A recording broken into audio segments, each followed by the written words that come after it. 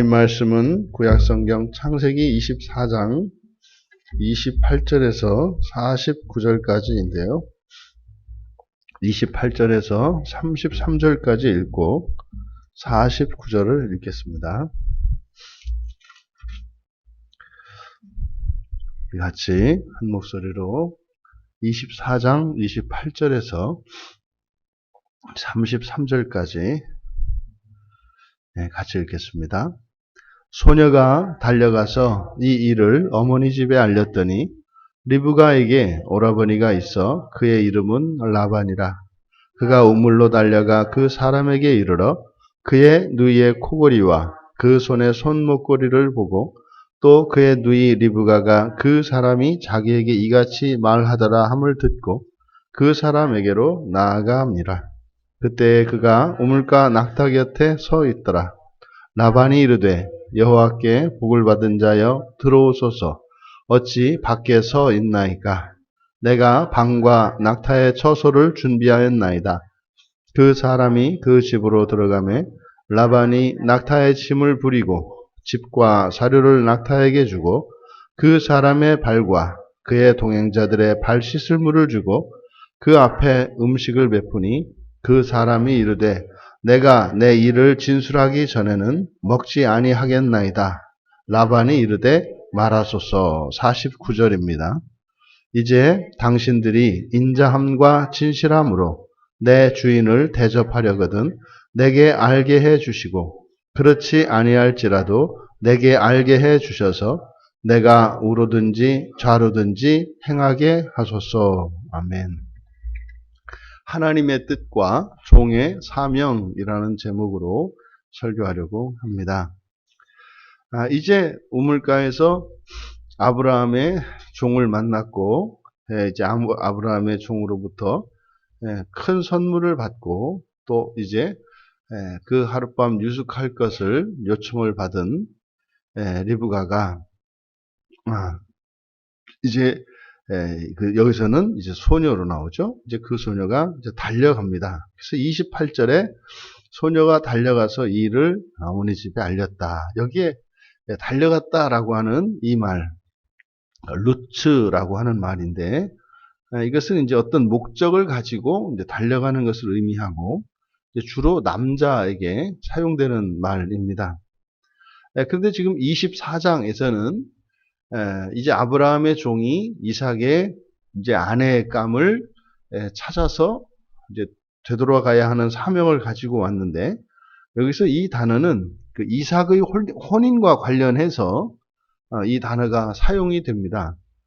그래서 앞에서 17절과 20절 그리고 여기 28절과 29절 바로 뒤에 이제 또 라반이 이제 달려가는 그래서 이 단어는 바로 이삭의 아내감을 데려오고 오는 그리고 거기에 관련된 사람들의 이 동작을 이 루츠라는 말로 나타내고 있는데 이것은 마치 이제 하나님께서 언약의 자손인 이제 언약의 계보를 이어가려고 하는 그러니까 이삭의 아내감을 찾는 일인데 그 일에 하나님이 열심을 내고 있는 모습을 이 루츠라는 단어를 통해서 나타내고 있다.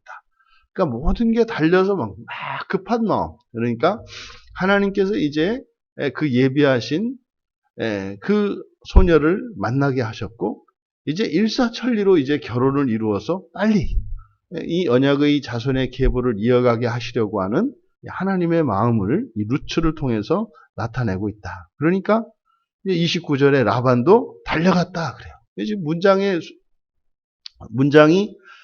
문장 구조를 보면은 원래 뒤에 이제 30절에 있는 내용이 먼저 앞에 나오고 29절이 뒤로 가야 되지 않겠습니까? 이러해서 30절에 보면은 코골이와 손 목걸이를 보고 그리고 그 말을 듣고 그렇게 나아갔다. 그러니까 그 누이의 손목걸이와 이 코골이를 보고 그리고 그 말을 듣고 달려갔다 이렇게 하면 될 건데 달려갔다라는 말을 앞세우고 있습니다. 그러니까 이것은 바로 이 아브라함의 종과 이 소녀의 만남을 빨리 성사시켜서 그 뜻을 이루게 하려고 하는 그런 하나님의 마음을 나타내고 있다. 이제 라반도 이렇게 아브라함의 종에게 달려갔지 않습니까? 그리고 이제 라반이 한 일은 그 아브라함의 종을 집으로 초대한 겁니다.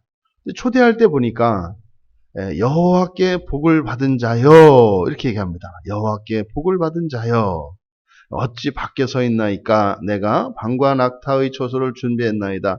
지금 아무리 해도 지금 이 종은 종이죠.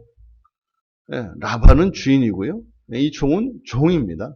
근데 종을 이렇게 극진하게 대답하는 이유는 이제 이 종을 종으로 보는 것이 아니라 아브라함의 사신으로 보는 거죠. 종이지만 아브라함의 대리자이기 때문에 그를 아브라함을 대하듯이 이렇게 지극히 높은 손님으로, 귀한 손님으로 대접하는 거죠. 이것은 바로 이 아브라함의 종이 철저히 사명에 따라서 그 사명을 수행하고 있기 때문에 그를 종이 아니라 한 인격적인 주체인 종이 아니라 아브라함으로 대하고 있는 것을 우리가 알 수 있습니다. 그래서 이렇게 여호와께 복을 받은 자로 존대를 하고 있는 겁니다. 그래서 이제 라반이 아브라함의 종과 그 동행자들이니까 뭐 필시 10마리의 낙타에 짐을 싣고 왔으니까 낙타 한 마리당 끌고 오는 사람도 있지 않았겠습니까? 이제 그들을 안으로 받아들이고 그리고 이제 예법에 따라서 발 씻을 물을 드리고 그리고 이제 음식을 베풀었습니다. 그럼 여기에서 지금 일어나고 있는 일, 그러면 대접을 그냥 편히 받을 법도 하지 않습니까? 근데 그렇게 라반의 대접을 받은 아브라함의 종이 사양을 합니다. 사양을 하면서 33절에 내 일을 진술하기 전에는 먹지 않겠나이다. 이 철저히 사명에 붙잡혀 있는 이 아브라함의 종의 모습을 봅니다. 그러면 오랜 여행길에 집에서 이렇게 준비한 음식, 이렇게 기름진 이런 음식을 먹고 싶은 마음이야 오죽하겠습니까? 먼 여행길에 그렇지 않겠어요? 그런데도요. 그런데 그 대접을 받지 않고 철저히 자신의 사명을 앞세우고 있는 것을 보게 됩니다. 이런 것을 우리가 이렇게 이제 확대시키면 뭐 이 세상으로 우리들이 이렇게 부르심을 받아서 사실은 우리의 구원이잖아요. 우리의 사명은 1차적으로 우리 자신의 구원입니다. 여기서는 이 아브라함의 종이 이제 이삭의 아내감을 구해오는 것이 사실은 이 아브라함의 종에게는 구원을 이루어가는 일이죠. 아브라함의 종에게는 그저 그 일이 사명이었겠습니다만 우리는 그 의미를 알죠. 또 여기서 아브라함의 종을 영접하는 라반은 이 아브라함의 종을 아브라함과 같이 존대하고 지극히 이렇게 잘 대접하는 이것이 자기의 구원을 이루어가는 거겠죠. 그러니까 우리가 우리 각자의 자리에서 우리의 삶을 살아가는 그 모든 이제 사명들이 있는데 그 모든 사명들의 가장 기본적이고 공통적인 우리들의 사명은 구원을 이루어가는 거예요. 구원을 이루어가는 거. 그러니까 먹고 마시는 것보다 그것이 우선이다 이 말이죠. 근데 사실 뭐 이렇게 대접을 해주는데 대접받는 것이 뭐 그게 문제가 될 수 있겠습니까? 하지만 이 아브라함의 종은 철저하게 자기의 사명에 매여 있는 것을 우리가 볼 수 있다. 그랬더니 라반이 이르되 말하소서. 이제 34절에서부터 48절까지 안 읽었지 않습니까? 안 읽은 이유는 앞에 있는 내용을 그대로 했기 때문이에요. 이 라반이 그 아브라함의 종이 이야기를 하는데 출발할 때 아브라함이 했던 이야기와 중간에 만나서 이 리브가를 만나서 했던 이 모든 이야기를 그대로 반복합니다. 이게 사명자의 자세죠. 그대로. 이제 우리가 이제 건너뛴 겁니다. 그러니까 이렇게 쭉 그냥 했던 그 있었던 일들을 그대로 합니다. 이게 사명자의 자세. 거기에 이게 가감하지 않고 주인으로부터 받았던 사명과 자기가 이 리브가를 만나기 전에 기도했던 내용들과 또 리브가가 한 그것들 예, 이 과정을 쭉. 그런데 여기 이제 49절에 가니까 이제 당신들이 인자함과 진실함으로 내 주인을 대접하려거든 내게 알게 해주시오. 그렇지 않을지라도 알게 해주셔서 우로든지 좌로든지 행하게 하소서. 여기 지금 49절에 인자함과 진실함 이렇게 되어 있습니다. 여기 이제 27절에서는 사랑과 성실로 되어 있죠. 예, 똑같은 말입니다. 27절에 사랑과 성실로 번역된 이 말이 그래서 인자함과 진실함인데 헤세드와 에메트입니다. 그러니까 이거는 27절에서 리브가를 만났을 때 이렇게 기도를 했잖아요. 예, 여기서 이제 인자함, 진실함. 이게 이제 인자함이 헤세드고 진실함이 에메트라는 말이죠. 이것은 이제 하나님의 언약적 신실함, 예, 언약을 반드시 이루시는 하나님의 그 자비하심. 그리고 뒤에 있는 이제 에메트는 여기 이제 진실함으로 번역이 되어 있죠. 이게 사랑과 성실 같은 겁니다. 그러니까 지금 이 아브라함의 종은 라반의 이 대접을 어떻게 이야기하고 있는 거예요? 이게 당신 뜻이 아니고 하나님의 뜻이라면 이런 거죠. 그리고 내가 아니고 나의 주인 아브라함을 대접하는 거라면, 그러니까 당신이 나에게 이렇게 대접하는 이것이 개인적이고 인간적인 것이 아니라 여호와 하나님의 그 뜻을 그리고 내 주인 아브라함에게 이루고자 하시는 여호와 하나님의 뜻이라면 이런 거죠. 그거면 내가 받겠습니다. 이런 거잖아요. 그러니까 마치 이거는 지금 대접을 받아들이는 게 뭡니까? 둘 사이의 혼사를 인정하는 거예요.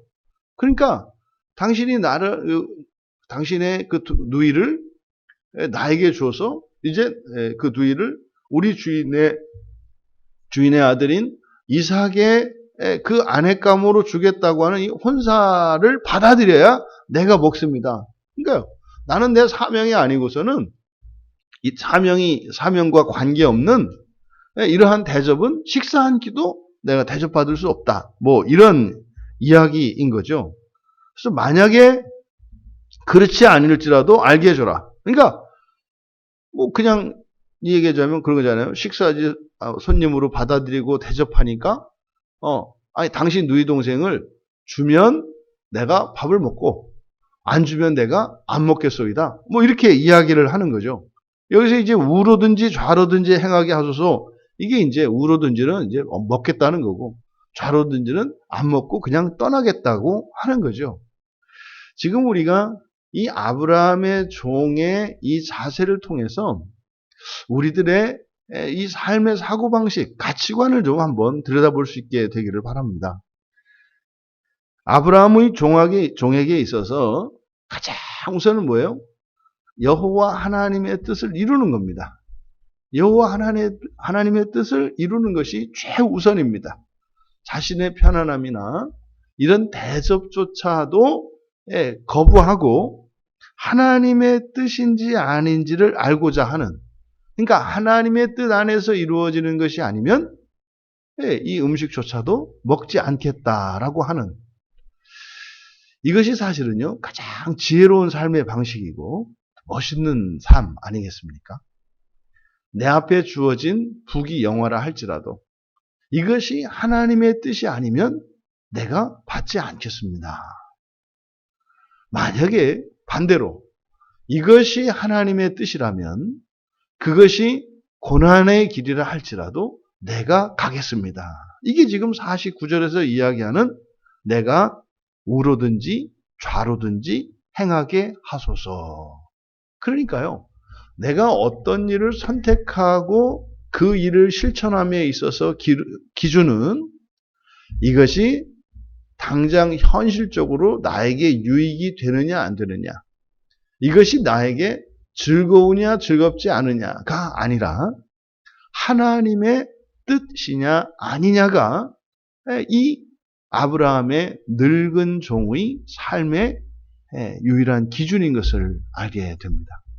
여러분, 이 아브라함의 종이 하나님의 뜻을 따라 그 사명을 다하고자 하였던 것처럼 매일매일의 우리의 삶 속에 이런 선택과 실천이 그렇게 되기를 원합니다.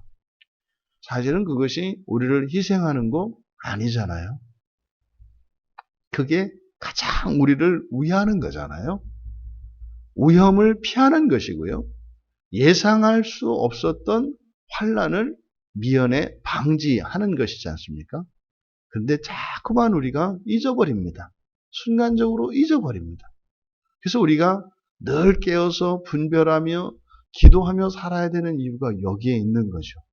그러니까 사실 우리는 이제 다 알거든요. 그냥 하나님의 뜻대로 살면 되거든요. 근데 문제는 그게 안 돼요. 그게 안 돼요. 여러분 이 한날 늘 깨어 계시고 어떤 일시적인 유익이나 몸의 즐거움이 아니라 하나님의 그 뜻을 따라 이 한날을 거룩하고 멋지게 살아내시기를 주님의 이름으로 축원합니다. 존귀하신 하나님, 아브라함의 늙은 종의 그 태도를 보며 종으로 살아가는 자의 사명자의 삶의 그 아름다움을, 그 영광스러움을 보게 됩니다. 저희들의 한날 한날이 이렇게 하나님의 뜻을 따라 분별하며 주님의 길을 갈 수 있는 저희들이 되기를 원합니다. 이 하루도 하나님을 의지하며 살고자 하오니 저희들의 이 한날 하나님의 뜻 안에서 거룩한 삶을 살아갈 수 있도록 힘과 은혜를 더하여 주시옵소서.